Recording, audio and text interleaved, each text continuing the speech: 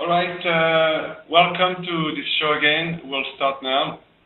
My name is Lucien Jaggi. I work in the Field Coordination Support Section in OCHA in Geneva. We are live from the Palais des Nations. And today we are bringing you the fourth episode, and it will be about the private sector. You probably know that we talk that there are more and more private sector actors in the humanitarian field. As a matter of fact, there are many players now.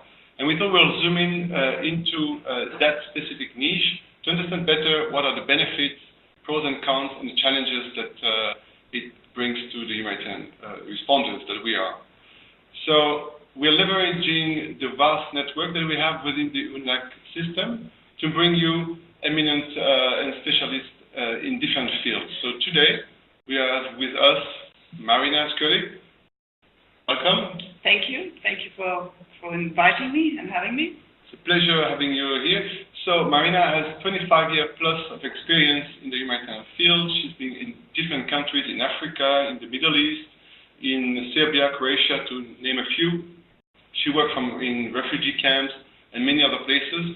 And now, after also some time in New York, she's in Geneva heading the private sector section. So her team works with many different country offices and emergency responders to make sure that they match the offer and the demand that we have in our field. So welcome, Marina, and we'll spend about an hour together. We'll take your question at the end. If you raise your hand, then we'll give you the floor. But in the meantime, you can also use the chat function, and we'll address questions as we go via the chat as well. Okay? So as we start, I'd like to ask you a first question. When we talk about the private sector, what do we mean by private sector? The big corporate agencies, small organizations, local, international? What is it exactly? It's a great question because actually when people talk about the private sector, they actually often mean different things. But for the purposes of how we work in OCHA and the United Nations, we usually use two definitions. One is the smaller or the more limited, restricted definition of private sector. As you see you should see on your screen, the egg, always a good thing to start off with, the conversation piece. But essentially what it is within the yellow part, what the definition comprises is for-profit institutions. So private sector companies, small and medium-sized enterprises, but also corporate philanthropic foundations. So to give you an example, UPS has the for-profit company arm. It also has the UPS Foundation, which engages in grant giving. So the UPS Foundation would be part of the egg yolk. The egg white, the larger definition, would be one that would involve a larger category called private donors. And that would include, for example, high net worth individuals. So an individual who might have either their own private wealth or might have a company from which the wealth comes from. Then we would have family foundations, often founded because of wealth amassed through companies. We would also have individuals, for example, the Bill and Melinda Gates Foundation would be such an example because obviously they have Microsoft, and then they have their foundation which engages in grant giving. And then there are also other parts of that category. So I think when you as an UNDAC member are engaging with the private sector, you should consider anything that has for-profit, so a company, whether small or big, local or global, it doesn't matter. A business association, for example, and we'll talk about that later. And then also, for example, a foundation that would be providing grants or giving money. You know, the names that you mentioned, Bill and Melinda Gates Foundation, has been around for years now. So is there now something different, or why is there such a buzz that we need to engage and they are really coming? If I look at the last emergency we had in the Caribbean, a couple of hurricanes, Airbnb asking if they need support and different partners and a lot of calls. So is that something new, and why are we engaging now? Well, I think what's happened is what we call an evolution in linking, right? So when I started engaging in humanitarian affairs, that was 25 years ago, we didn't really deal much with the private sector. It was the dark side of the force in some ways. So maybe you accepted a grant or some food from a company that would offer you food or something like that, for example, but you wouldn't actually engage in a meaningful way and in a comprehensive way. And so what's happened in the meantime is there's been an evolution in thinking. So the evolution of thinking is the same way we talked about the evolution of civil and military coordination. There's been an evolution in how we look at the private sector.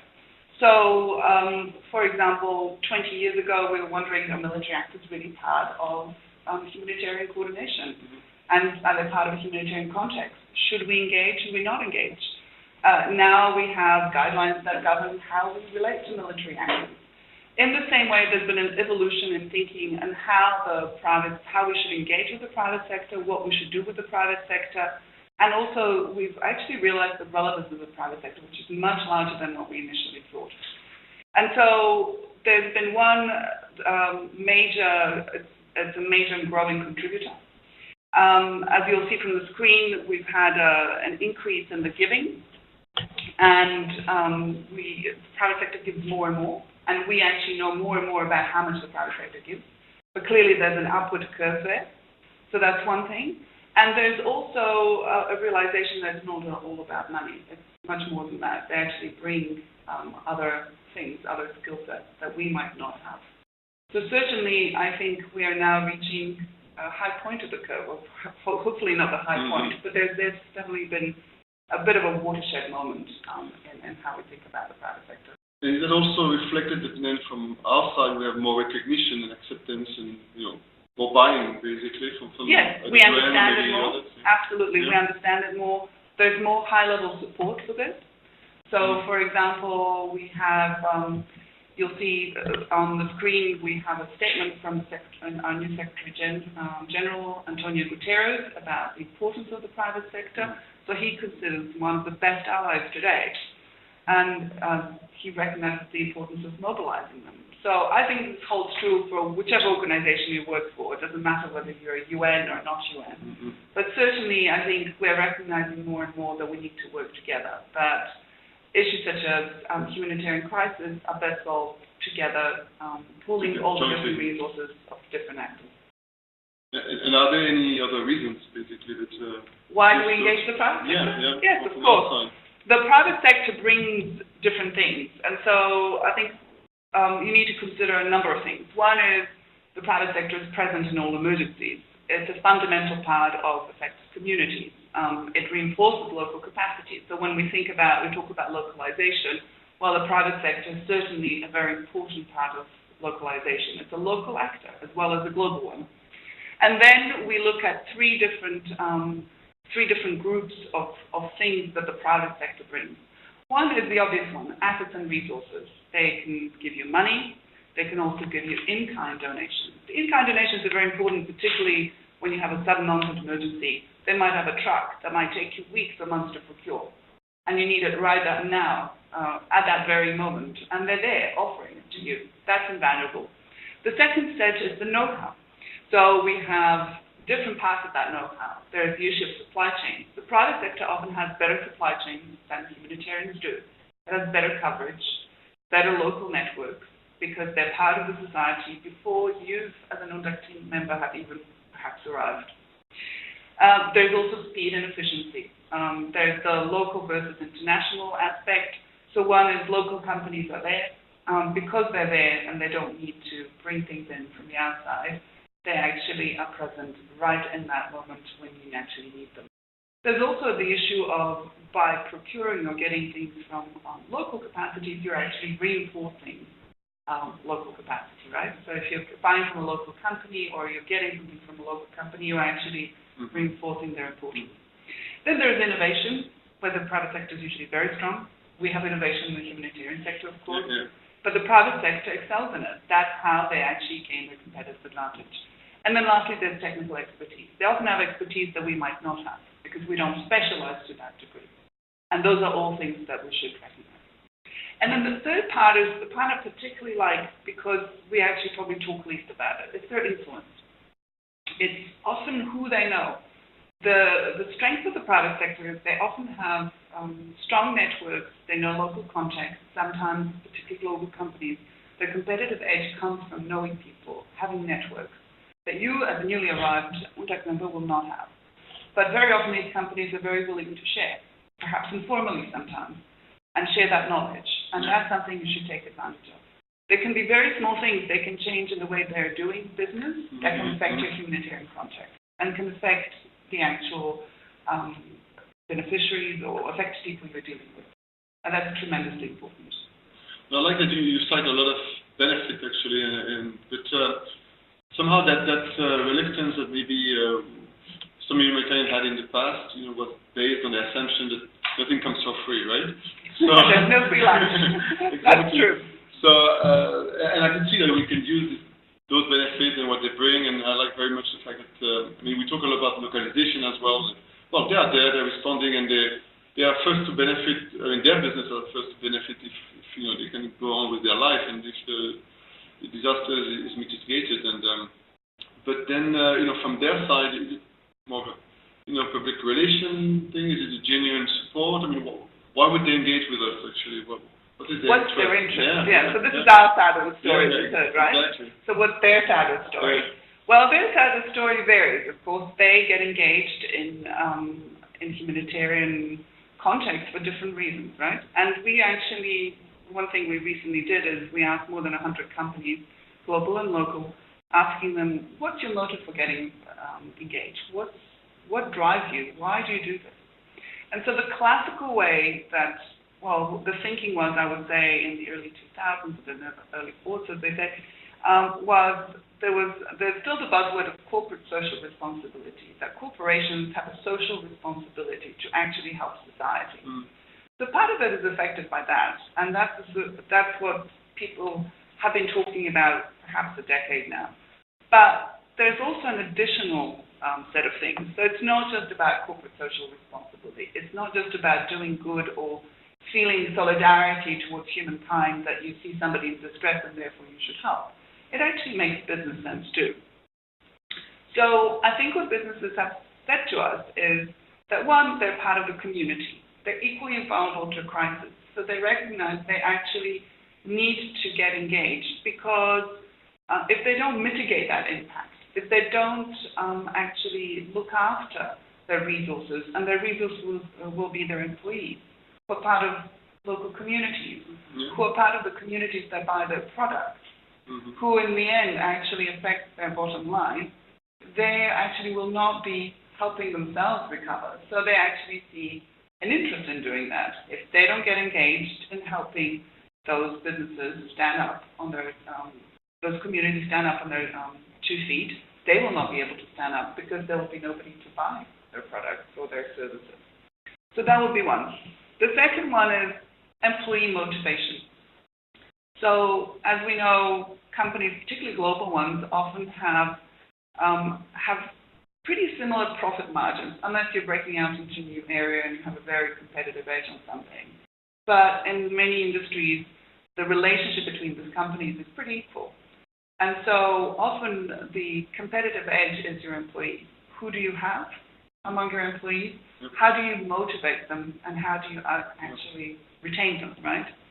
And so the equation, as you'll see on the screen, is that very often if they get engaged in humanitarian action, or if their staff get engaged, that increases staff satisfaction. And that strengthens also the brand, because they're able to tell their customers, this is what we're doing, this is how we're doing it. And it also builds relationships with local communities. And ultimately, all of these things lead to more profit, which is the bottom line. And there is nothing wrong with that. But one of the other things that these companies have also told us in the various conversations and surveys we've had with them is they're often confused by the humanitarian system, and they don't understand it, and they don't understand the entry points. They often want a platform, a place to be able to get in and talk to humanitarians, understand the architecture, if you like. And that's one of the things that we do at OCHA. So I think you as an UNDAC member, if I'm looking at you, will probably need to also think about that, and think about how you're going to help people understand that architecture. That's tremendously important. Well, you mentioned different interests why companies want to engage. I would see that in some cases it might be delicate, and I wish I had like some guidelines. And you mentioned the SIM code activities, and we have different guidelines. Do we have something similar? Yeah, to frame our relationship, if I may say, with the military. So do we have something with the private sector that could recommend? Yeah, we do. So what we have are, and I don't want to bore the audience by reading out all these titles, because I think that's not the point. You should just think that there are UN guidelines.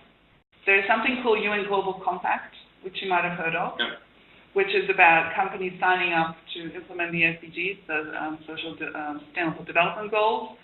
There are other principles, but more importantly, what's most important for you as an UNDAC member is that there is an UNDAC guide on how to engage with the private sector. So I would encourage UNDAC members to actually refer to that guide. Well, I have to be a bit provocative at this stage. There is willingness to work and support humanitarian activities, especially when it's on CNN. That companies like to contribute, but it's not always all rosy. So, are there like some pitfalls and traps? And do you have that in your guidelines? What we should be on the lookout for when we engage with them. I mean, on the guidelines, we'll talk a little bit later, perhaps on what due diligence is. But I think one thing that's important to recognize is, yes, it's not all a bed of roses, and there are challenges, and we should be honest about those challenges. So the challenges are basically different things. It's, not that, but my little things. Okay, so let me try to work on this, the presentation bubble. So first of all, there's a difference in the cultures. So there is a difference between a humanitarian community culture and a for-profit company culture.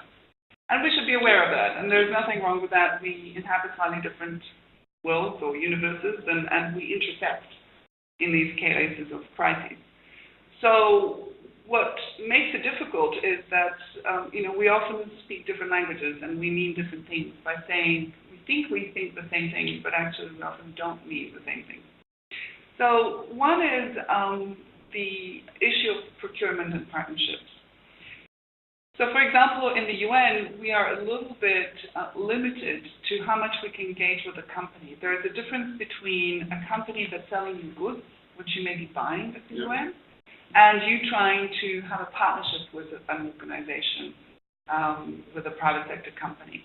And the difference is that there are UN guidelines, and if I actually flip back to the previous screen, which are very clear on partnerships should always maintain the integrity of the UN.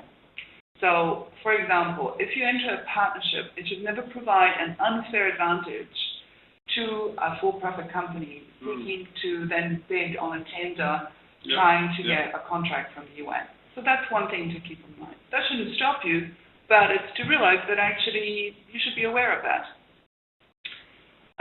Humanitarians often think that companies are only interested in profit. It's all about profit. And really, the easiest thing is not to engage, because if you engage, you never know what they actually mean, what do they want, too complicated.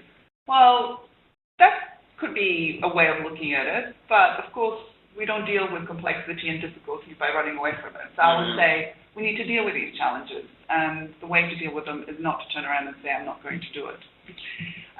Then there's the issue of capacity. Some people have never engaged with the private sector. How do I ask? Where do I begin? What do I say? What could I do?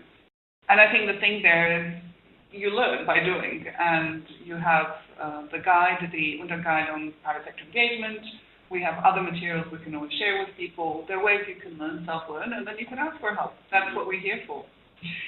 And then beyond that, we also have different ways of working. The private sector often says to us, can't you just get them to send us a list, a clear list, clearly telling us what you need, rather than having these meetings. That's often how the private sector perceives us.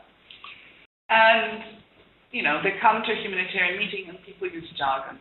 We love our acronyms in the UN, right? What then, this, that, nobody really knows outside the UN what these things mean. So I think keep that in mind and keep it simple. I'm sure if somebody from a company started talking about APIs, all sorts of things, you would not understand. Yeah, we have different jargon. So I think simplify it and keep that in mind, and don't let their eyes glaze over. So those would be some of the things to think about. You mentioned sort of the procurement side, and I think there's always this red line that you shouldn't cross. That if you're talking about the CSR side of the company, corporate social responsibility staff, or the business one, and those are sort of can be sometimes tricky situations, but as part of the guideline or generally speaking, are there actually clear ways of, or yes or no, if you look at the companies that you say, well, this one, regardless of the situation, there's no way we can engage, or this one we can always engage, and we don't have to, think it through too much. I'm thinking especially in emergency response, there are a lot of actors that want to help. Mm-hmm. Sometimes we say, yes, I'll take that plane, I'll take that cargo. You can't really discuss too much. So are there red flags that you say, well, in this case, make your life easy, don't work with them, or just accept anything? Well, there are different ways of looking at it, right? So there are definitely what we would call particularly red flags or strict no's. There are maybes, very large category, and then there are straight yeses. Okay. It's never straightforward, as we know. So there's something called exclusionary criteria, which are prescribed by the UN Secretary General.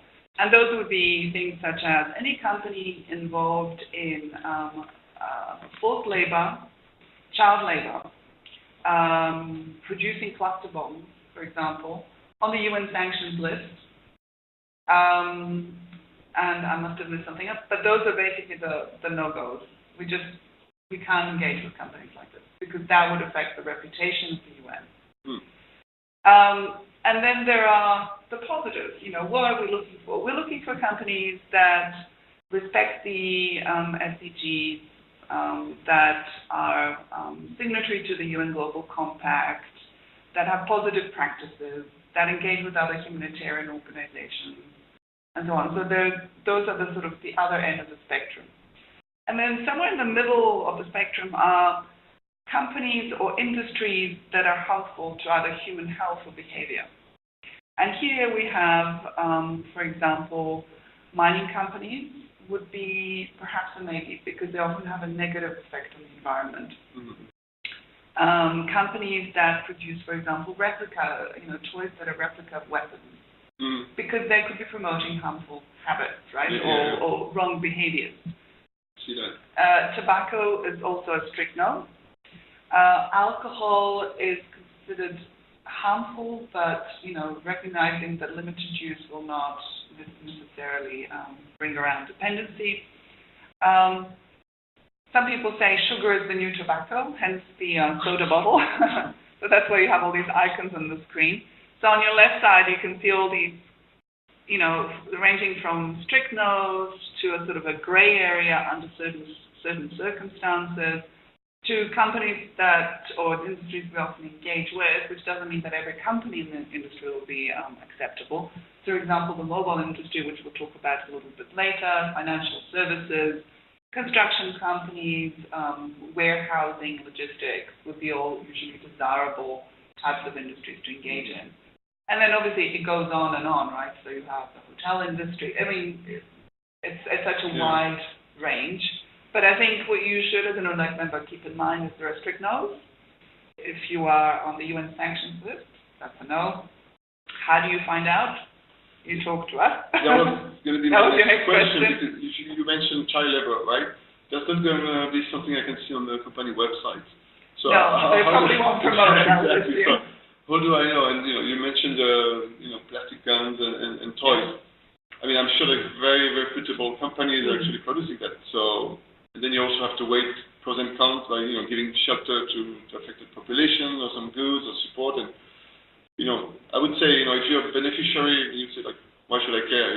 Give it to me, and it's going to be useful. So how you trade that, and how do you know also if it's a bit of strict no?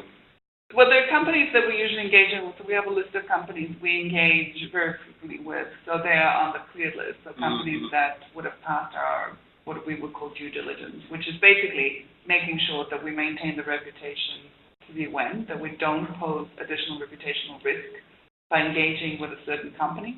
So that's basically what it means. And so companies that are on the clear list, you basically have a go-ahead to engage with them. Companies that are not cleared, you would write. If it was a one-off engagement, talking to them is not an engagement.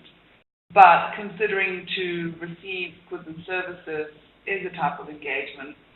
Considering to sign an agreement is definitely an engagement. It's a bit like a casual relationship over to a more formal relationship. We'll talk about that later too. But certainly the more long-term the partnership is going to become, the more careful you need to be, because obviously the length of the partnership is going to affect also probably the amount of risk. I would just say one more thing, that we talk about risks, that we look at due diligence, and we do due diligence on companies we engage in, but so do companies. They look at us too. And for them, sometimes engaging with humanitarian actors is not always the best thing since sliced bread. So they also do checks on organizations they engage with. So it's a two-way process with different considerations. I think that those discussions, around partnering or not, offering goods to response, happen at different levels as well. I would recall, you're in the field and you get an email, do you want it or not? So it can be very informal, and sometimes just some stuff is sent out, and then maybe you can use it or not. So they are looking for to use what they have sent out. So it's not necessarily best practice, definitely. But sometimes much more higher level with the CEOs talking to each other and then figuring it out. So you have different level of partnership, and so I guess also in terms of agreement and paperwork, and something we don't like definitely as first responder is to have to sign. Nobody likes paperwork. Yeah, no, but especially the first days of the response, that's something you just hit the ground running. So do they expect paperwork? Do we have to formalize all of that? I mean, you don't have to formalize everything. So I think we'll talk also a little bit about the different ways of engaging, right? So there is, if you see the yellow, the orange, and the red on the screen, there is, first of all, in the yellow circle, we have what we call one-off situational engagement. So it might be just something that the private sector company does or has that, it'll be a one-off, never to be seen again. There's no major, it might be a small thing. So that would be one end of the spectrum, right? The other is more structured engagement. So let's talk about, can we do this regularly? Do you need this every week? Is it more than just sharing information? It might be resources, it might be something else.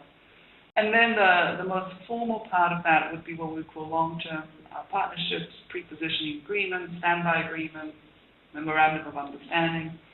As an UNDAC team member, I would say you probably don't get that far into the red because of the length of your assignment. You're probably dealing with the yellow, maybe the orange. But you're actually a very important actor, because what you managed to do in the first 48 to 72 hours of that of your arrival is basically pretty much it. Because private sector companies like to move quickly. They don't like private sector giving drops off very quickly within a month of an emergency. You don't have these long discussions that you often have with what we call traditional donors, governmental donors. You simply have no time. So what you do, and the seeds you sow, are actually incredibly important, because they can actually bring around the red relationships, if you like, the long-term relationships. But it doesn't make the yellows or the red or the oranges any less important. We talked earlier about the influencing, the resources, and the know-how, and again, the different sides of the spectrum. None of the circles are actually related, Maybe the yellow will be the one-off, will just be related to influencing them, just saying, look, can you just try to, for example, have a positive influence of a government that might not be wanting to give access to certain affected populations. And sometimes companies have more might than we do at the UN. And they've been in the country for long. Exactly. They know people. Yeah, they know people, and that's what matters most. I mean, clearly this is something is sort of overlooked by the first team. You respond, we work as UNDAC very closely with the governments and with the other humanitarian partners, but I guess the private sector until now is not really considered as one of those partners. So if we have to reach out, then we have to focus on some of them, because it's really time consuming as well. So So what is your recommendation? Who we should focus on? Who should you focus on as an UNDAC team member? Well, first of all, I think to be practical, and that's what you are as an UNDAC team member, you've got to be practical, none of the sort of high-flying, very complex, what we call navel-gazing stuff. I think you need time is not on your side, so what you're looking at for quick impact, and usually the quickest impact is if you reach out to networks. And they're usually networks, business networks in the places you work. So there will be local chambers of commerce or something similar. there will be, we have something called the Connecting Business Initiative, which is a great project we've launched and we're implementing together with UNDAC, which essentially now in 13 countries we have business networks that have pre-positioning to work on preparedness. They develop plans on what they do when there is an emergency. And there is particularly, for example, typhoon or those that are prone to sudden onset disasters. So reach out to them. Reach out, many countries have UN Global Compact local networks, which are also networks of companies that are basically engaged in supporting the SDGs. So those are some of your natural allies because these are companies that are already sensitized. They already have a sense, a need to contribute to more than just their profit or their bottom line, any other business network. And that's, you kill many birds with one stone. You actually can reach out to many people by reaching out to a network. Sometimes you don't have the time. So if the network is functional, I would say reach out to the network. And do you have pre-existing sort of agreement or checklist of networks that we can activate? You mentioned CBI, but yes, are there so others as well? We can give that to UNDAC members, and then you can always have that little guide. Yeah, so is it cheat sheet where we... Yes, there is. Yeah. We have cheat sheets for everything. Okay. But I think the other thing to think about is that there are other local private sector actors that you should consider. So, for example, you have global companies with local presence. Yeah. You have what some of the analysis we've done shows and experience that we've had shows that certain industries are particularly relevant and quick to respond to a disaster. So, for example, information communication technology, telecommunications, financial services, consumer industry, those are some of the typical ones. Then you should consider those that are relevant to the local context. So, we talked about the mining industry, where we had over 100 mining companies that was led by another mining company that mobilized when Ebola broke out. And they decided to do this long before we as UN decided we were actually going to engage them. So they realized that there was a threat to their employees, and if they didn't get organized, and they didn't reach out to the UN, the whole communities would be wiped out, and that wouldn't be good for business for sure.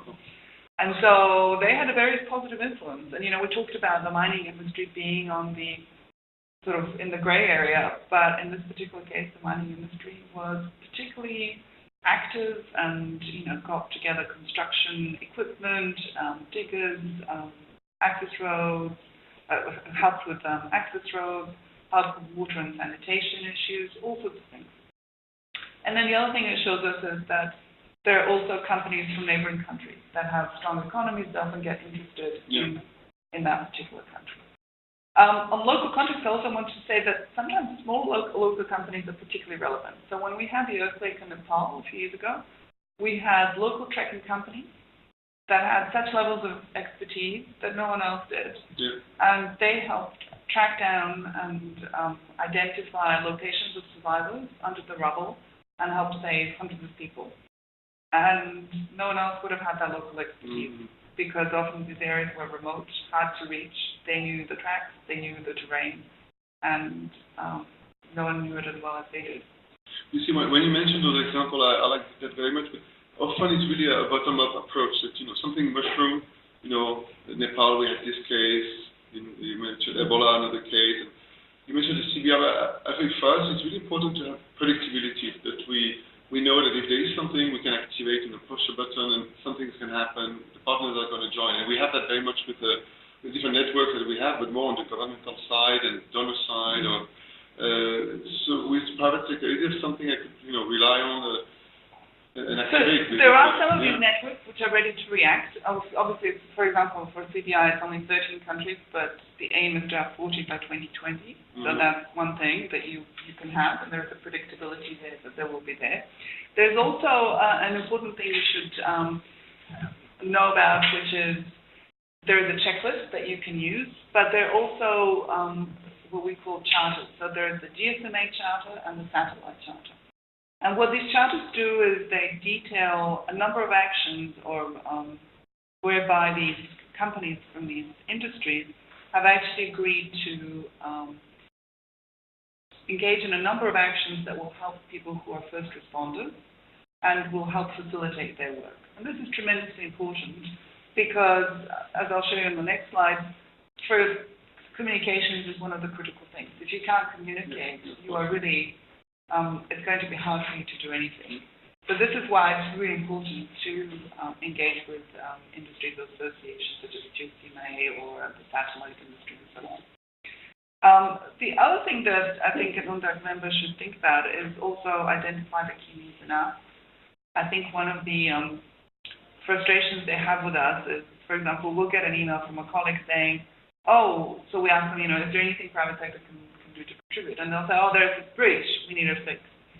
And so we say there was a bridge in County X, which needs fixing, is there any way you can help? And the private sector usually comes back to us with questions like, how big is the bridge, how tall is the bridge, what is the depth of the river, very detailed questions.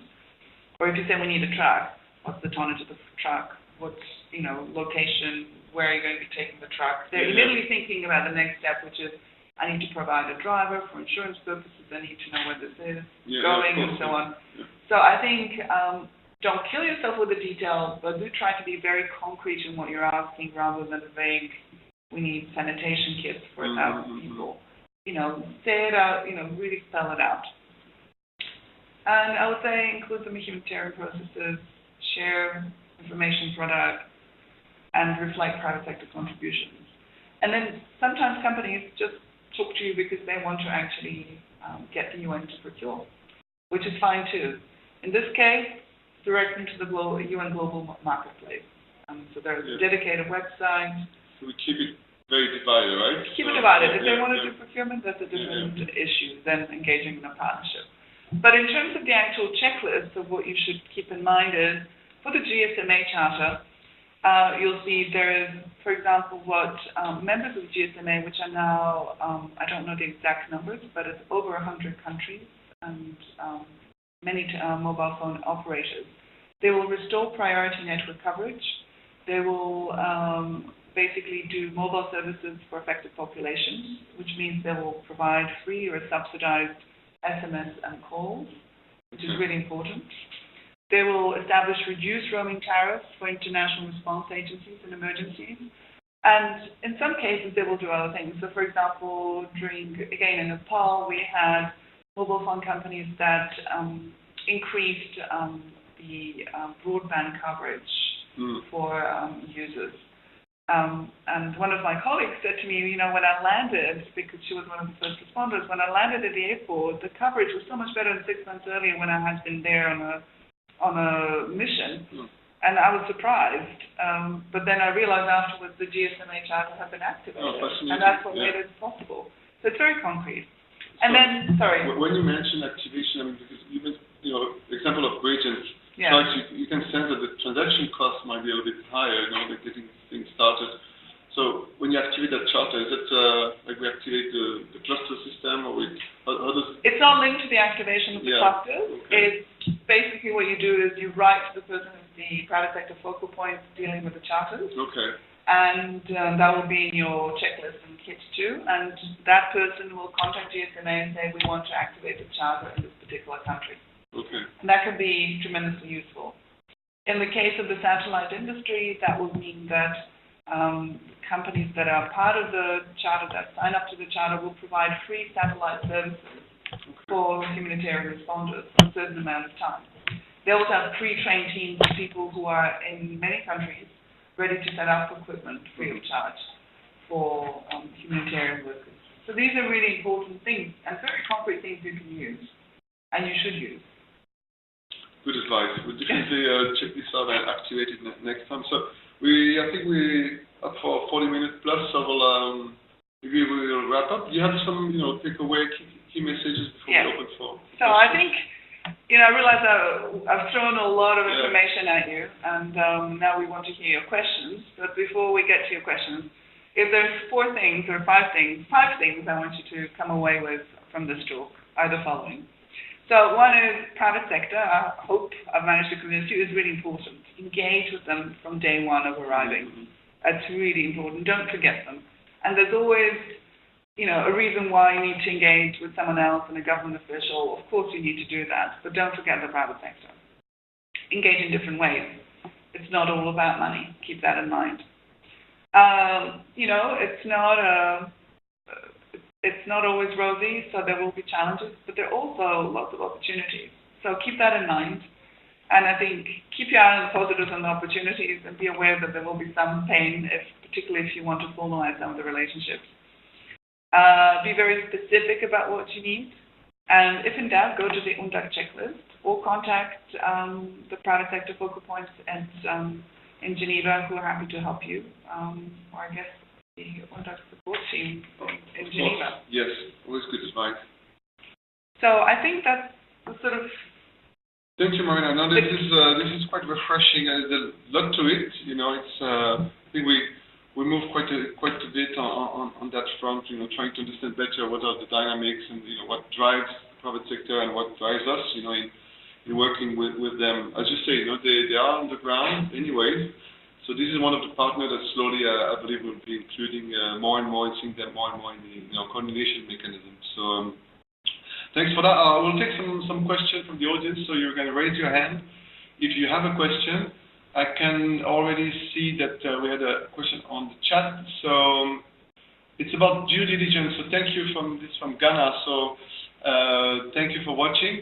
Due diligence, if you could elaborate a little bit, if we don't have access to your services, how can you do a due diligence process? What are the tools or There is a due diligence policy we can share with you, so there's a checklist. The problem is with some of the information, what we do is we have a subscription to risk management tools, which are global, which you need a subscription for, I'm afraid. Okay. That's why it's centralized at HQ. So you won't be able to access that. But if you're really stuck, I mean, obviously you look at the guidance, you look at the exclusionary criteria, you don't get engaged in those that are exclusionary criteria. If it's dodgy, think about it. Do some internet research. The internet always helps. So if you see controversies around that company that involve anything that might be an exclusionary or a discretionary criteria, which you can find in the policy that we'll share with you, is obviously then really be very careful. I would say you can always get advice from HQ, even if you don't have connectivity for maybe a day or two, the third day you will. Use your judgment. It's all about managing risk. And think about, if you're engaged with that company, will that be good news or bad news for the UN? Imagine the worst possible articles that could surface in the local or other paper. Do you really, is that a good idea or not? And generally, I think the answer will be, yes, it is. And so in that case, engage. But I think do seek guidance, and obviously it's contextual, right? Sometimes it's one-off. Thank you. Are there any questions besides this one? And raise your hand.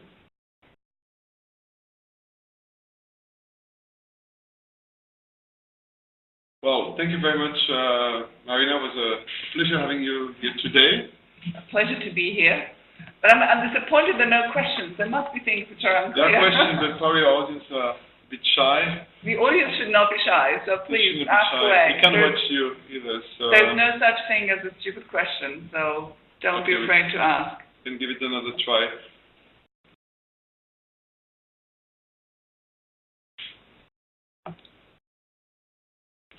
Well, we are available for questions later as well. You can always reach out to us through the UNDAC Talk Facebook page and the UNDAC website as well as here in Geneva in the coordination support section. We'll post this episode on YouTube, and we'll add some guidance. We mentioned a couple of documents, so all of that will be there on the YouTube comment. And before I let you go, I want to thank you for watching. And I can tell you already that the next episode next month will be all about the USAR world, so Urban Search and Rescue. And we'll have some guests as well explaining this whole world of search and rescue. Okay, so thanks for watching and have a good day, and thanks again, Marina. Thank you for having me, and thank you for watching. And I hope you share my passion of engaging with the private sector. Thank you. Bye all.